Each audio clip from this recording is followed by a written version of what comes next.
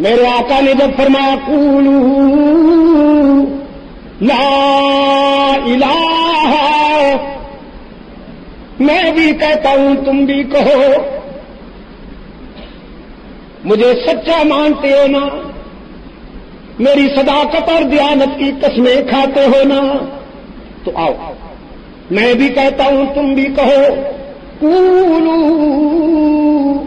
لا الہ، کوئی نہیں معبود، کوئی نہیں موجود، کوئی نہیں مسجود، کوئی نہیں ہر جگہ موجود، کوئی نہیں علام الغیوب، کوئی نہیں کارساز، کوئی نہیں دستگیر، کوئی نہیں حاجت روا، کوئی نہیں مشکل کشا، کوئی نہیں عزت دینے والا، کوئی نہیں رزق دینے والا، کوئی نہیں اولاد عطا کرنے والا، کوئی نہیں بیڑے پار لگانے والا، کوئی نہیں بیماریاں دور کرنے والا الا اللہ۔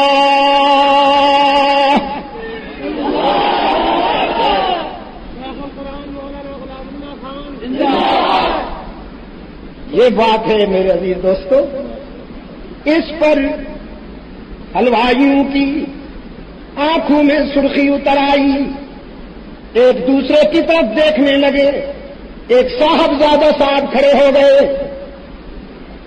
کون؟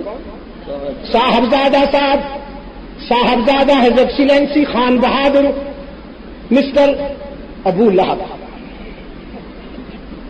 کہنے لگا تبت الہذا جماعتنا، یہ تبت اتنا شدید ہے کہ میں اس کا ترجمہ کرتے ہوئے بھی لرزتا ہوں۔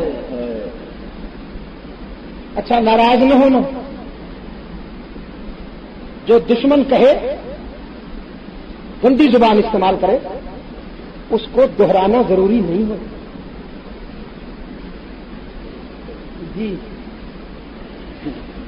دشمن کی گالیوں کو دہرانا، اچھے بیٹے کبھی بھی دشمن کی دی ہوئی گالیاں اور اپنی ماں بہن پر لوگوں کے سامنے نہیں دہرایا کرتے کہ فلاں نے یوں کہا ہے اور فلاں نے یوں کہا ہے۔ ان بدبختوں نے تو کہا ہے، میں کیوں دہراؤں؟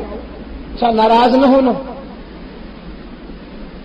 جو دشمن کہے، گندی زبان استعمال کرے، اس کو دہرانا ضروری نہیں ہے۔ جی، دشمن کی گالیوں کو دہرانا، اچھے بیٹے کبھی بھی دشمن کی دی ہوئی گالیاں اور اپنی ماں بہن پر لوگوں کے سامنے نہیں دہرایا کرتے کہ فلاں نے یوں کہا ہے اور فلاں نے یوں کہا ہے۔ ان بدبختوں نے تو کہا ہے، میں کیوں دہراؤں؟ میں کیوں دہراؤں؟ حضرت خانوی رحمۃ اللہ علیہ کے پاس ایک آدمی آیا، کہنے لگا حضرت فلاں آدمی نے آپ کو یہ کہا ہے اور وہ کہا ہے۔ حضرت نے فرمایا آپ کہہ رہے ہیں؟ اس نے کہا جی نہیں، میں تو آپ کا خادم، میں تو آپ کا رضاکار عقیدت مند ہوں، فلاں بدبخت نے کہا ہے۔ حضرت نے تھوڑی دیر خاموشی کے بعد فرمایا آپ فرما رہے ہیں؟ اس نے کہا جی میں کیسے کہہ سکتا ہوں؟ فرمایا میں نے اس کی زبان سے تو نہیں سنا، آپ ہی کی زبان سے۔ محبت کبھی چھپی نہیں رہتی اور گالیوں کو نہیں دہراتی۔ میں بس اتنا کہہ سکتا ہوں کہ اس میں اتنی تلخی ہے کہ میری زبان میں جرأت نہیں کہ میں اس کا ترجمہ کر سکتا، لیکن رب العالمین حبیب کبریا صلی اللہ علیہ وسلم نے تو یہ سن کر برداشت کر لیا، گوارا کر لیا رحمت عالم صلی اللہ علیہ وسلم نے، لیکن محمد کے غیور خدا نے نقد جواب دیتے ہوئے فرمایا تبت یدا ابی لہب وتب، تبت یدا ابی لہب وتب ما اغنی عنہ مالہ وما کسب سیصلی نارا ذات لہب۔ ہلاکت تو ان ہاتھوں کے لیے ہے جو تنقیس کے انداز میں میرے محبوب کی طرف اٹھتے ہیں۔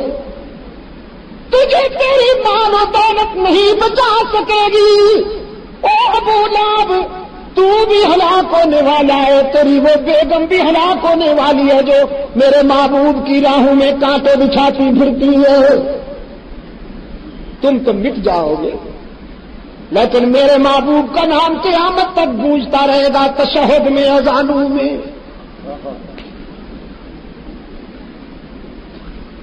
وڈیرے کہنے لگے جیو اور جینے دو،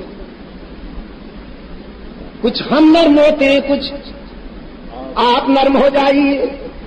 دیکھیے نا، آپ بیت اللہ میں بیٹھ کر توحید بیان کیجیے، الا اللہ کی ضربیں لگائیے، چادریں ڈال کر کا ذکر کروائیے۔ دیکھو نا جی، ہاں اگر ضرورت ہے تو لائٹ بھی بند کر دیجیے۔ یا اللہ،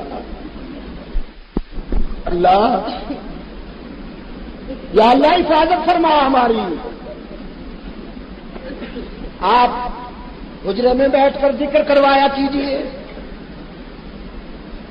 ضربیں لگوایا کیجیے، اور ہم نذرانے بٹورا کریں گے، ہماری آمدنیاں ہوتی رہیں۔ دیکھیے مان جائیے، ورنہ ہم سے برا کوئی نہیں، ہم چلنے نہیں دیں گے۔ ہم جب بگڑ جائیں تو پھر ہماری دشمنی بھی مثال ہے۔ رب العالمین نے فرمایا میرے محبوب بیان میرا ہے لیکن زبان آپ کی ہونی چاہیے۔ اور پیغمبر کی تبلیغ کے سامنے بھی اکڑ گیا تو وہاں قرآن کریم نے فرمایا اَتَأْمُرُونِّي أَعْبُدُ أَيُّهَا الْجَاهِلُونَ۔ شرک کے بیمارو، کیا میں تمہارے کہنے پر اللہ کی توحید میں شرک کی ملاوٹ گوارا کر لوں؟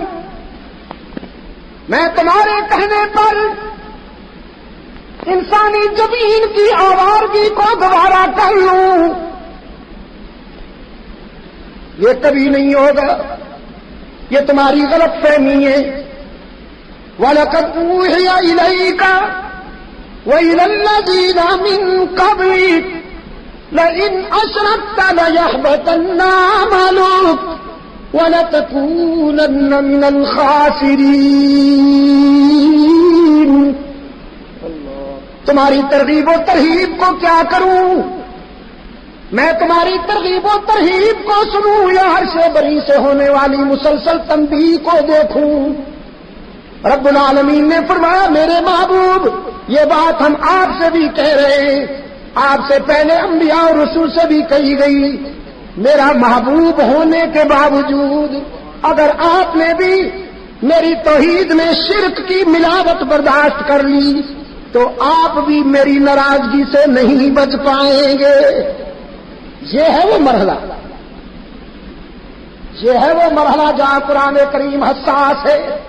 ایھا الجاہلون ایھا الکافرون کہتا ہے قرآن کریم۔ رب العالمین نے فرمایا بل اللہ فاعبد وَكُن مِّنَ الشَّاكِرِينَ۔ میرے محبوب تو وفا کرتا جا، میں جزا دیتا جاؤں۔ تجھ سے بہتر وفا کرنے والا کوئی نہیں، مجھ سے بہتر جزا دینے والا کوئی نہیں۔ یہ بگڑتے ہیں تو بگڑنے دیجئے، تو میرا ہے میں تیرا ہوں۔ رحمت عالم صلی اللہ علیہ وسلم نے ساری دنیا سے آنکھیں بند کر کے نعرہ لگایا، اٹک کے روشن ضمیرو، فاران کی بلندیوں پر میرا محبوب اکیلا کھڑا ہوا ہے کہ نہیں؟ اکیلا کھڑا ہوا ہے کہ نہیں؟ مگر اس اکیلے کے لیے تنہا نظر آ رہا ہے کہ نہیں؟ مگر اس تنہا کے لیے، انسانی جبین کی عاجزیوں کے لیے سچا مسجود کون؟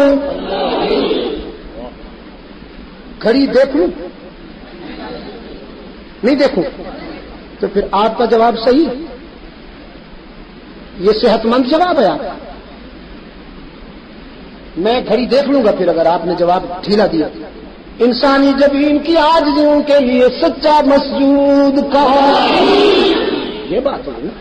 وہ جو دور بیٹھے ہیں وہ لکیر سے باہر تو نہیں ہے, ان کی آواز یہاں آنی چاہیے میرے پاس.